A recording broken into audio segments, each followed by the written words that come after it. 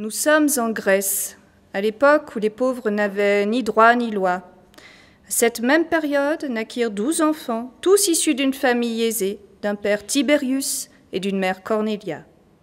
Après une malédiction effroyable, Tibérius et 9 de ses enfants moururent. Il ne resta que Cornélia et 3 d'entre eux, Sempronia, Caius et Tibérius. À partir de ce moment, Cornélia consacra sa vie à ceux qui lui restaient.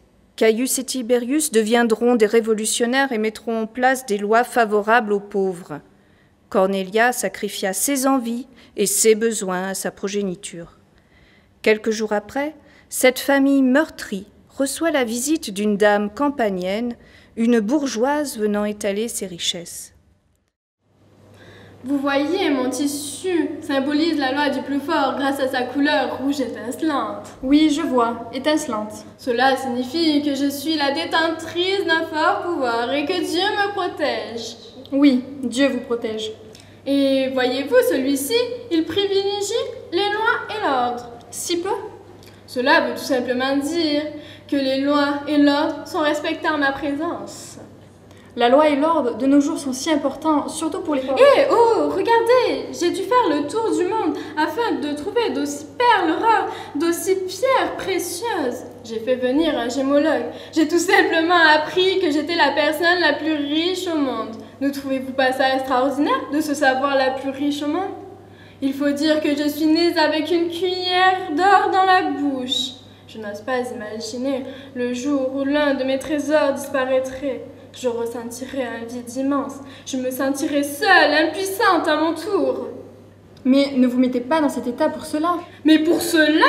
Mais vous ne vous rendez pas compte que c'est ma seule raison de vivre? Et vos joyaux, où se trouvent-ils? Pour moi, mes raisons de vivre sont tout autres. Les voilà. Je vous présente Tibérius et Caius, mes 2 petits derniers. Ils rentrent de l'école, ils sont travailleurs, studieux, je n'ai pas à me plaindre. Je ne vous comprends pas, Madame Campanienne. Vous pouvez mettre fin à votre vie pour de simples tissus, de simples parures que ne vous mettez que quelques fois dans l'année?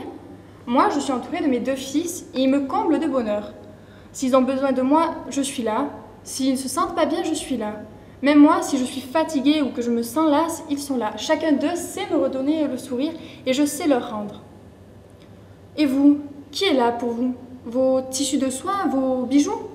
Bien sûr, si vous n'allez pas bien, vous en rachetez d'autres. Mais à quoi sert de multiplier les mêmes?